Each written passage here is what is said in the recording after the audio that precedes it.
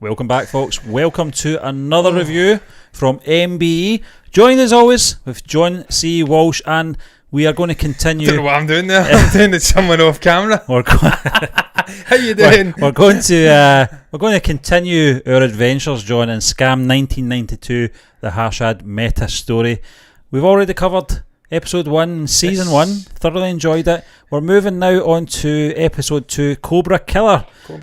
Bankrupt and fatherless Harshad fights despair and starts a firm, Growmore Consultancy. His friend Pranav Sheth gets his corporate clients, and Bushan comes on board. That's the synopsis, John. So I'm going to hand it over to you now to take us through this television review. Yeah, Stephen, as I says, first episode really established the premise of the fraud, the great scandal, established this modern day interview process, the whistleblower. Then it really did get into the meat and bones of Harshad. I keep wanting to say Harshad, and how he rose from a humble beginnings in an overcrowded house to a man who was well respected in the Bombay Stock Exchange.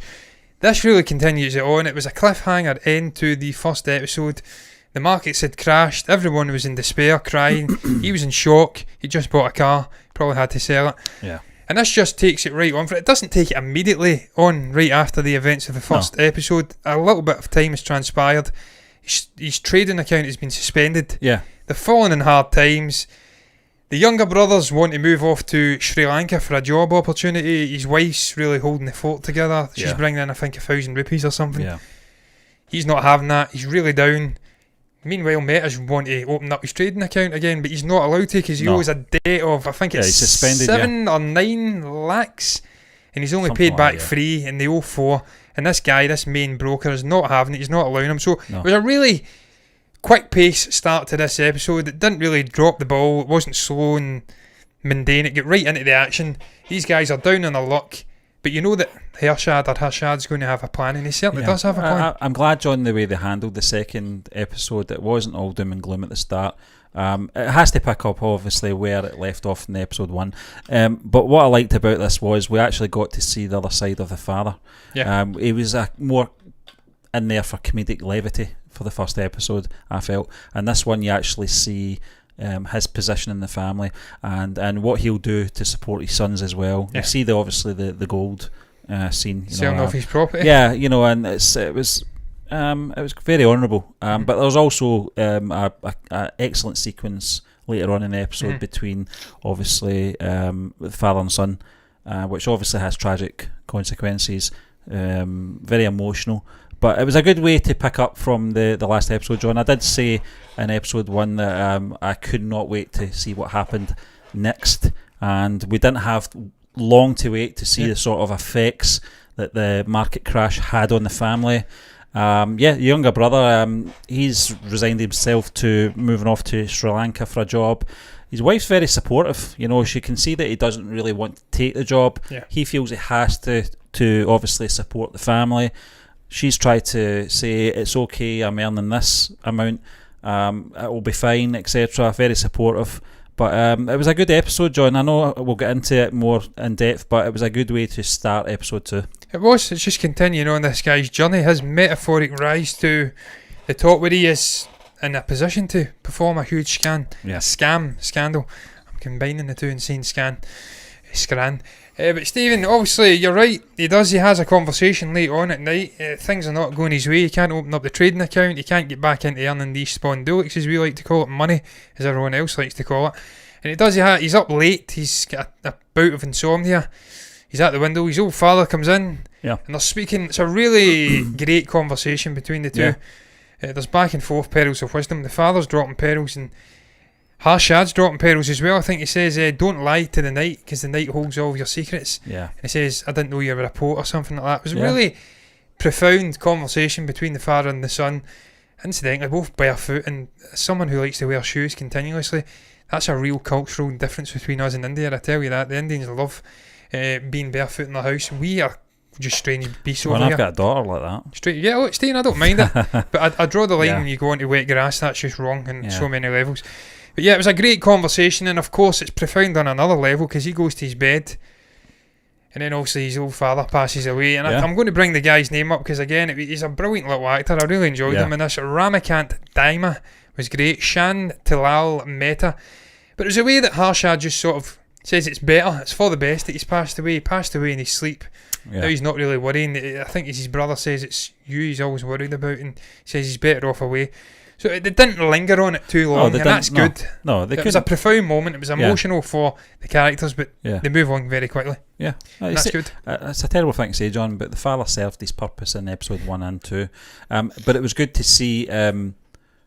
Maybe we'll get flashbacks. Maybe he'll reoccur. I don't know. I'm not really sure. I've not did what you did and looked at IMDb, but you're going to kill it. But I like the contrast between that one character from episode 1 to episode 2, where I was kind of taking him one way in the episode 1 as being a traditionalist, and set in his ways, to a very loving father in the second one. Just that dialogue between him and his son was enough for me to understand that he actually just cares about his family. And it was nice, and it was very touching. It was very sad, obviously, he passed away, but in a way, John, it wasn't that unexpected either. And again, another layer of sort of sub-genre within this TV show, this episode. We're doing comedy, we're doing drama, we're doing profound moments and emotional moments. He's done. 2 episodes, he ain't coming back. He is goner than gone. Nice knowing you. It's nice knowing you. He's not really needed now. It's all about Mehta, really. It's the Harshad Mehta story, and we follow this guy on his meteoric rise, as I keep saying. I think I said something else. But Mehta hatches a plan to save the brothers, the family, from the brink of bankruptcy. They're sitting having a drink of tea outside of the stock exchange. One of the jobbers comes across and says, "Oh, thanks for the little tip." Because I think the brother's saying, "Look, it's good. You know your markets, you know stocks and stuff, but it's paper, stock trading. It's like sort of giving commentary on a cricket match from afar. Once you step on, it's a different game." That changes his mind when this guy comes over and he sees that he's having actual impacts on the stock market while he can't operate. That changes his mind, and it sort of a light goes off. I kind of sense that little guy was gloating a little. He was, buy them tea. They're very down in their luck at the moment. Lots of tea drinking in this. Yeah, John, it looks really good as well. We'll actually get into obviously some of the ingredients as well, which was quite surprising. Yeah. Stephen, he was gloating like hell, but I liked the scene with Prantak. It was a light bulb moment. With him sort of. Yeah, a light bulb moment. You see his eyes moving back and forth. He has a plan. He's hatched his way out of bankruptcy. That's the one thing I like about the way this is shot. It kind of lingers on him, and they do that thing. It's like sort of smell the fart moment, where the eyes are sort of going like that. But that's him. He's scheming. It's exactly it. They do it numerous times, Stephen. They linger a little bit longer on the Harshad character just to get his reaction to a moment. A little smirk, a little smile. Little thoughtful moment, and this is a moment where he realises we can be brokers. Well, not brokers, sorry, we can be advisors. And obviously they become consultants on the market. They offer information. They get financial backing from, I think, the brother's father-in-law. And there's various other financial backers involved. I think they're sort of battering with another guy as well. He doesn't want to back them, and they're scheming in front of him and get his backing too. It was you can see that they're both set up. They're both very much, their fingers are on the pulse. They're not stupid. These guys have been here before and some. And they pay back their debt. They become sub-brokers in Bombay. They set up an office. I think it's her old father's office, because you have the textile sign. They're getting absolutely ripped off. I think it's something like... the mother wasn't happy about that. 500 rupees or something. She said, why would you want to take that? I'm paraphrasing. Why would you want to take on it? It had such bad luck attached to it and attached to this family. But this guy doesn't believe in bad luck. Harshad's a man who very much lives in the present and the future, clearly. He's forgotten about the bad luck in the father. He's moving forward and thinking very astutely about using this space to earn some money. And they do earn money, Stephen. And again, you see his eye for detail. He's sitting in his house. He comes in with a paper. He's speaking to his younger brother about tea. It's a poor year for tea in Africa. I think they're the major exports. Something happens, a rainy season. And he's immediately thinking, this is good for India. India will step up. Let's start working around tea. And no one else is thinking about these things other than Harshad in this sort of little universe this TV show is set in. And it just shows you they team up again with his friend. I call him a fat smarmy git. I keep forgetting this guy's name, but they team up with the fat guy anyway. I'll get his name in a moment. Pranav Chef. And they work Maybe by episode 3 it'll be rolling off the tongue, John. They work together. They're hatching deals all over the place, really, Stephen, for investors, trying to get a sort of firm footing in this stock exchange as brokers, where they can, I think they're giving it good deals to the investors too. They're giving something like 70% of the earnings back, but they're still earning a profit. And again, you're seeing some inside, I think they call it baseball over in the States. They give you little terminologies on how to short the shorting, which is of course which caused the actual financial crash back in, I think, 2008-9. It was all about shorting. He gives a brief little explanation to someone about how you short. You do this, you do that, you make a small profit, you sell them on, you make even more profit. So it's very, how shall I put it, informative, this TV show, as we says in the previous episode. It's an education, It educates you on these stock exchanges, the rules, how this system works, what these guys are getting up to. What did you make about his eye for detail again, Stephen? Because they never really go back to the T at any point in this episode. I believe that will probably be set up for the long game. There'll be something going on with tea in a future episode. I would it's assume more about oil and petrol later on. I think the point that was getting made here was sort of showing his analytical eye and seeing something that most people don't see, just to show again that he's ahead of the curve, this character, and I liked it, and you're right, John, I never realised that till you said that. They didn't go back to that for some reason, but it might be something that's just a throwaway thing, just as I said, just to show his analytical eye, or it could play later into, further episodes later down the line. I don't know. They don't have to do it, because it's already established at the end of this episode, he is got his finger in many pies. He is working the system, he's got shares and investments happening all over the place, and fuel and various different things. So one thing I noticed about this episode, John, was there was a lot of manipulation going on in the stock exchange as well. And you see that when the other party are introduced. I can't remember what they're called. It's I'll try and find his name. Manu. Yeah, he's the Cobra. I think it's the Cobra. He's termed the Cobra, and I think Harshad's called the Bull or the Bear. Yeah. They've got these terminologies for them. The bear of BSE, the Cobra of BSE. So there's lots of manipulation and gaming of the system against Mehta and various other people in this episode. And it's just really opening up an antagonist. I think it's going to play a long game in this TV show, a sort of thorn in the flesh, and he will be gloating heavily. I hope this guy's involved in the fraud at the end, because I hate this little fat guy. I hate him. The way he's got the guy holding tea for him and stuff like that. What's that about? He's an absolute gimp, that little dude. I loved them, man. We'll get into that scene later on where they are across the floor from each other. It's brilliant. But obviously Harshad, he moves into a new office again, Stephen. It doesn't stick around his father's office very long at all. And then there's a sort of, he's really rising in prominence. John, there's a bit, I know it's not in the notes, but it's just at that point, when they're interviewing for a typist. They could have went with one of the most qualified typists, but he didn't have a typewriter. They went with a guy that wasn't very good. With a typewriter, but he had a typewriter. The guy laughs, you'll have to supply me with a typewriter. He's like, no, I like you have to supply your typewriter. I like that. 40 words per minute, only 40. I can write quicker than that. But I think it was just down to resource, John. I think at that stage, it was just it was more to do with what works in the situation at the moment. Stephen, there was another scene. They ask, I think it's your man from episode 1, Pranav Chef. Asks him, how good's your English? And he goes and he has to pitch it to 3 potential investors. That's right, and he's speaking English. I don't know why, because they're all Indian, so it's very strange. I don't know why he's speaking English. Probably to do with international possibly, and stuff like that, But there's that scene where he's doing a terrible pitch. I felt he's absolutely collapsing.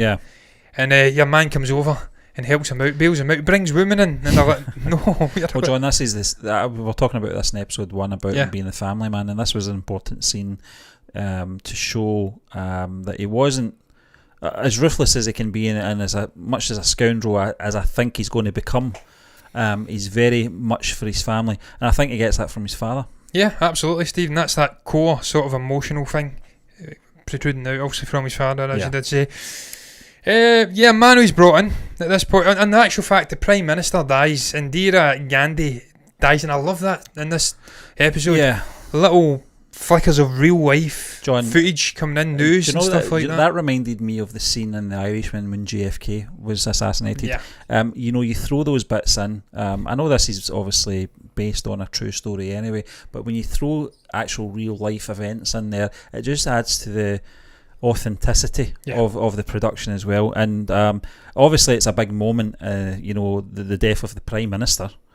So it wouldn't make sense not to mention that in that time period anyway. So I'm glad they did, because we are getting a bit of a history lesson as well in there. Absolutely, Stephen. I didn't know anything about Indira Gandhi. I didn't know about this other Gandhi that comes in, presumably gets the Prime Minister job just because his name's Gandhi. He's termed the pilot a lot in this. I don't know if he was a pilot. You're right, it's a hugely influential moment, the death of this Prime Minister, because it pits this Manu Mundra guy against Harshad Mehta. These two alternative sort of brokers. He's the main guy in Bombay, the Bombay Stock Exchange. He, I think they say, influences stocks to go up, prices to go up. He influences things up. Some people influence them to go down. Yeah. And that's important, that little moment, because I think so. Certainly stocks try to get pushed down and stocks try to be pushed up at the end of this episode. Yeah. And Stephen, look, as he says, it adds authenticity. That's something I like about this as well. It's really authentic to the time period. This feels like the 1980s. The fashion, the shirts, and just the style, the cars going around. It's a really authentic period piece, and that's something I noticed in the first episode too. Yeah. Carries through. Really good production design, set design. And there's another little moment as well, a little flashback moment. I'm not sure if it is a flashback moment. We'll get into that. Yeah. But it's maybe a bit of the present seeping into the It past. confused me a little, John. Yeah. If it isn't, then I'm confused about timelines in this. So someone will need to help me out about that. But yeah, the pilot, this guy, this new Prime Minister, it's bringing turbulence to the economy, and that also affects the stock exchange and markets. This Mundra guy's want to drive things down, crash the market. He has no faith in the Prime Minister, whereas Harshad has complete faith in the Prime Minister, this new guy. And he wants to buy into petroleum and gas. And I love the back and forth between him. I'm going to bring his name up again, Pranav Chef. Where he's saying, the country is in flames and you want me to invest in petroleum. He's like, my friend, they need petroleum either way, to burn the car or to drive it. And I love that. Yeah. That was great. Yeah. Again, insight into this guy's working. Yeah. I'll buy into petroleum. It doesn't matter whether they're burning the place down or they're using it to buy cars and boost the economy. Either way, I'm making money. That's glass half full type of guy. Yeah, that's what he says. He says that. I'm very much a glass half full at some point as well. So that was another little insight into this guy's mentality. He's a very unique guy. He's always ahead of the curve. Yeah. Stephen, music and soundtrack as well. There's a moment in this where they're physically fighting against each other. Manu Mundra's trying to drive the prices down on this petrol company. I can't recall their name. It's Ivan something. And obviously Harshad's trying to push up. He's getting people to sell or buy. He's phoning everyone in the office. He's smiling. Yeah. You're seeing his charisma again. He's able to influence people to do his will, or whatever you want to call it. And this scene where they're on the floor, back and forth, his gang, this Mundra's gang, are trying to drive it down. They're smirking, the prices are dropping. Yeah. And he's like, go and buy, tell them to buy. You get little moments in this John, of Ennio Morricone's Good, the Bad and the Ugly score. Yeah. Obviously it's subtle, but it's in there. We talked about the theme as well. We talked about that in episode 1.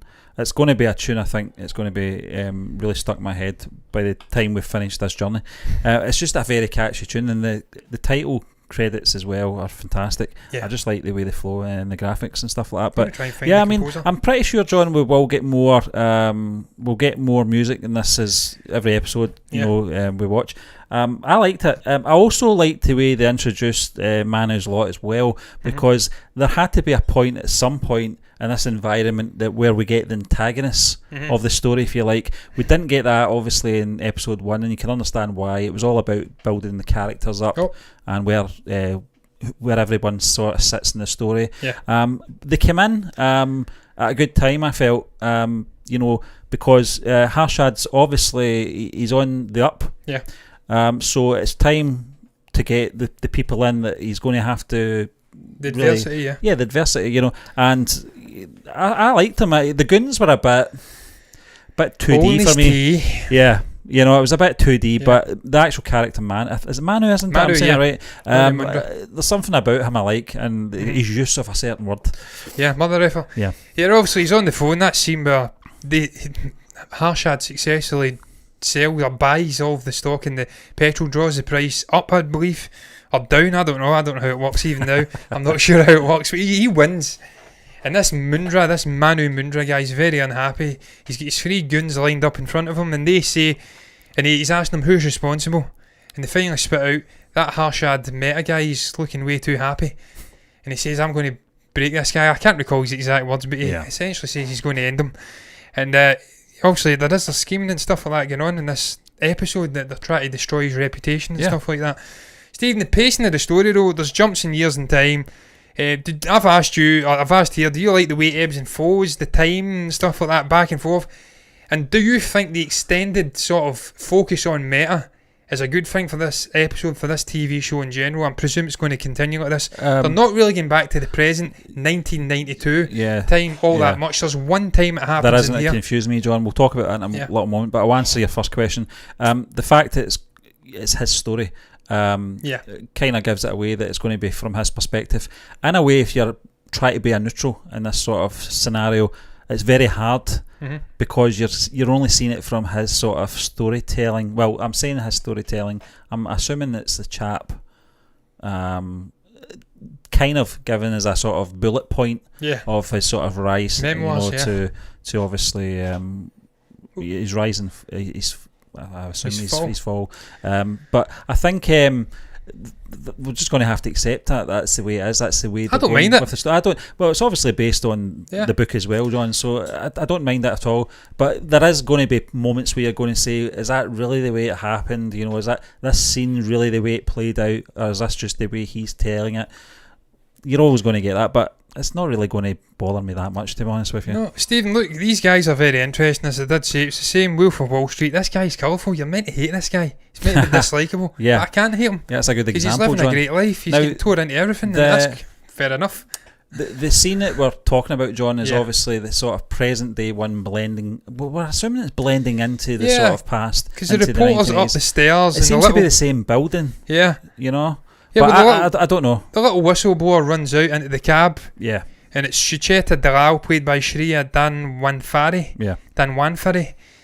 She goes down the stairs, and as she goes up the stairs, I should say, and as she's going up the stairs, Harshad comes down with his brother, Ashwin. They come down the stairs and pass. There's no real look of knowing. And the time, the sort of period in time, she looks like she's from the 1992 period, and they look like they're from the 1980 period. So we suggested it's perhaps budget.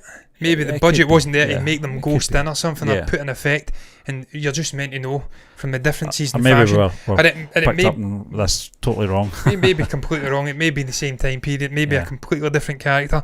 But Stephen, he's so cool as well, man. He is so cool. The actor, I'm going to dig his name out, Pratik Gandhi. Yeah. When he walks down, he's just got a way about him, a certain elegance, the shirt and everything. He just looks cool as hell. He has a conversation with his brother. Also, I can't recall exactly what we're talking about at this point. I think it was about buying shares and stuff like that, I presume. Yeah. And obviously Manu and his goons, as I've called them, they deliberately try to lower the SPIC price. That's what his sort of primary area, his primary investment, that's where it lies. They're trying to lower the price and ruin him financially. Not only that, they're trying to destroy his reputation as well by saying that he's in huge debt, he can't fulfill his debts, and try and scare away investors if you'd like. And that sets up the end of this episode.